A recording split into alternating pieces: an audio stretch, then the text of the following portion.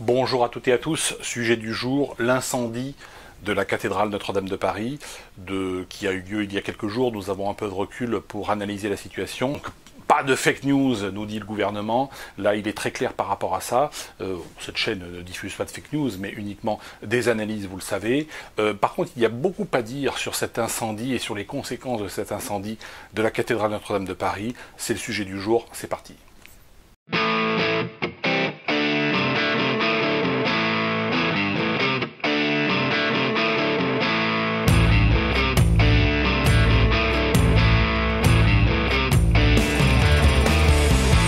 Alors il est bien évident que si cet incendie est d'origine criminelle, il est absolument inacceptable pour le pouvoir en place de le divulguer, parce que ça ferait un scandale national. On a commencé à dire dans un premier temps que cet incendie était lié aux travaux qui avaient lieu dans la cathédrale, mais quand on se penche sur les sociétés qui interviennent et sur le personnel qui peut travailler sur cette cathédrale, eh bien on va découvrir qu'il s'agit peut-être d'immigrés ou peut-être de musulmans. Et donc on est tout de suite revenu sur une autre version qui est que l'incendie serait lié à un bug informatique. Probablement le bug de l'an 2000 avec un peu de retard, voilà. Donc on essaie de nous raconter, on essaie de nous faire manger la fable du bug informatique. En tout état de cause, on ne saura jamais quelle est véritablement l'origine de cet incendie, sauf si véritablement une organisation devait revendiquer cet incendie. On nous annonce aujourd'hui qu'il va falloir 5 ans, 10 ans, 15 ans, 20 ans pour faire des réparations et que ça va coûter des centaines de millions, voire des milliards. Tout cela naturellement est totalement ridicule. Pendant la Première Guerre mondiale, les toits des cathédrales qui ont été écroulés ont été reconstruits en quelques mois, et notamment ils ont été reconstruits en grande partie en béton, ce qui permet d'avoir une structure beaucoup plus solide et beaucoup plus pérenne dans le temps. Il est quand même remarquable de constater que cette cathédrale qui a plus de 800 ans, elle a survécu à toutes les guerres, à toutes les révolutions, à tous les incendies de Paris, à la foudre qui est tombée un nombre incalculable de fois, et il n'y a jamais eu d'incendie. Donc c'est une simple remarque. Aujourd'hui, on nous dit que cela va prendre des années, voire des dizaines d'années pour la reconstruire, et que ça va coûter des sommes folles qui seront in fine tout de même payées par le contribuable, hein, parce que vous êtes des esclaves hein, dans le système politique. Donc c'est vous qui paierez d'une manière ou d'une autre. C'est quelque chose qu'il faut totalement intégrer. Autre élément important, c'est que la question qui se pose, c'est pourquoi ne construit-on plus ce genre de monuments en France, hein, puisque ça fait quand même plusieurs décennies, voire plusieurs siècles que l'on ne se...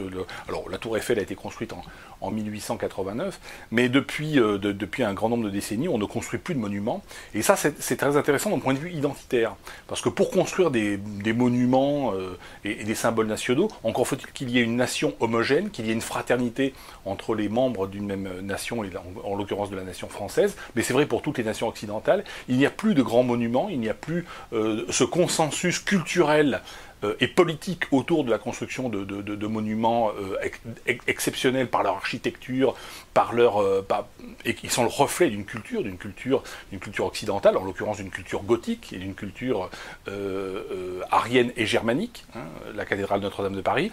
Il n'y a plus ce consensus politique, puisque nous sommes dans des sociétés multiculturelles et donc dans des sociétés qui sont finalement aculturelles.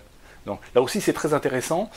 Pourquoi ne construit-on plus de ce type de monuments, religieux ou non religieux, et que l'on ne construit finalement que des structures extrêmement moches, des stades de foot, ce genre de choses très très vulgaires, qui n'auront pas la pérennité naturellement des monuments du passé, et qui d'un point de vue culturel ne représentent plus rien, parce que nous sommes dans des sociétés qui sont finalement acculturées sur le plan identitaire. Mais ce qu'il faut retenir, c'est que vous allez payer, incendie de Notre-Dame de Paris, organisation des Jeux Olympiques qui vont coûter des milliards également aux contribuables. Hein. Alors naturellement on va vous dire mais c'est pour amuser les Français, les Parisiens qu'on va dépenser des milliards. Non, c'est fait pour remplir les poches de la parasitocratie.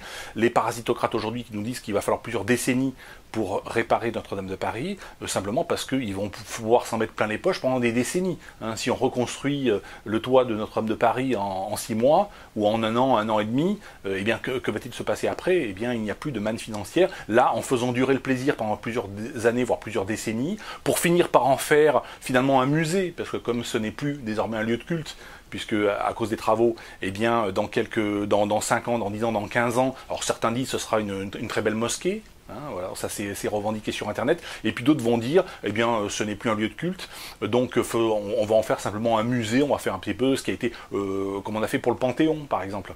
Le Panthéon, qui à l'origine était une église, et puis qui aujourd'hui sert de cimetière pour des personnalités éminentes de la République. Voilà, merci à toutes et à tous, et je vous dis à bientôt.